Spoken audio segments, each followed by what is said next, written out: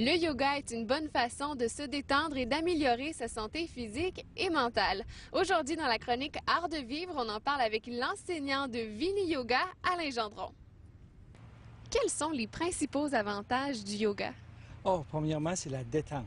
On mise beaucoup sur la détente. Ou aussi, c'est garder le corps en forme, remettre le corps en fonction de bien. Si tu as des tensions quelque part, tu as mal fonctionné. Donc, un des principaux buts du yoga, c'est de se détendre, de relaxer, puis de fixer le mental pour un jour d'être de plus en plus en santé mentale puis en santé physique.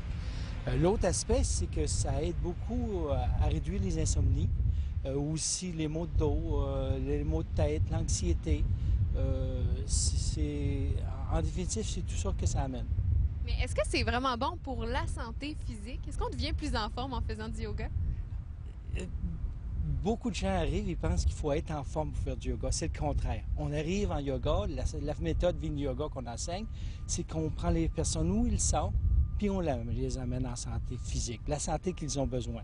Beaucoup de maux disparaissent et c'est les personnes qui font leur effort parce qu'ils pratiquent à tous les jours, pratiquent un peu tous les jours. Ça n'a pas besoin d'être long. C'est l'addition de le yoga. Est-ce qu'on peut commencer à n'importe quel âge? Oui, la petite fille Étiennette a commencé dès l'âge de 4 ans, puis ça se fait yoga enfant.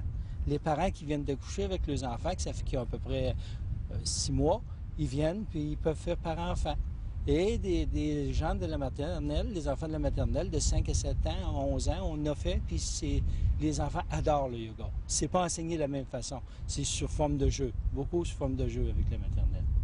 Oui. Puis on peut aussi commencer, les personnes âgées peuvent en faire du yoga. On a donné récemment, ici à Maison de la Culture, 50 ans et plus. On a une madame qui est venue avec 85 ans dernièrement, puis on les prend avec la forme qu'ils ont. Il y a un monsieur qui est venu avec difficulté aux hanches, il ne pensait pas, mais c'est nous autres qui adaptent. Moi, ma principale tâche, c'est d'adapter pour que la personne puisse faire le yoga. C'est pas le yoga qui s'adapte, c'est pas la personne qui s'adapte au yoga, c'est moi qui adapte la personne. Oui. Là, bien, l'été est commencé. En tout cas, on croise les doigts pour que le beau temps reste parmi nous cet été. Vous allez donner des cours à l'extérieur? Oui, on a au Théâtre de la Goélette de prévu. Ils vont être gratuits. Si je me souviens bien, c'est le 19 et le 26, des lundis après-midi. Du mois d'août? Du mois d'août, oui.